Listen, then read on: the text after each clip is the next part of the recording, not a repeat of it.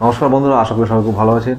বন্ধুরা, আজ এই ভিডিওতে আলোচনা করবো হঠাৎ করে বুকের যন্ত্রণা বা স্ট্রেসের জন্য বা প্যানিকের জন্য হঠাৎ করে প্যানিক অ্যাটাক যাদের হয়, তাদের ক্ষেত্রে দেখা যায় যে বুক চেপে ধরে, বুকে প্রচণ্ড কষ্ট হয়, শ্বাসকষ্ট হতে শুরু করে দেয়।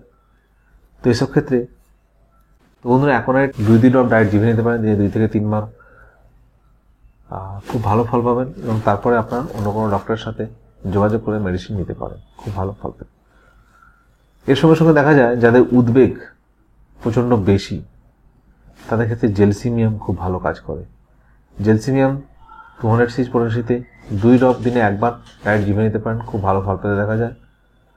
আর তার সঙ্গে সঙ্গে সিলভার নাইট্রিক 2 ড্রপ ডায়েট জিভে নিলে খুব ভালো ফল পেতে দেখা যায়। প্যালপিটেশনের ক্ষেত্রে হঠাৎ করে প্যালপিটেশন বেড়ে যায়, মানসিকভাবে বিপর্যস্ত হয়ে পড়ে এবং সেই সঙ্গে সঙ্গে চেস্টে পেইনও দেখা যায়। তাদের ক্ষেত্রে এই 3টি মেডিসিন খুব ভালো কাজ করতে দেখা যায়।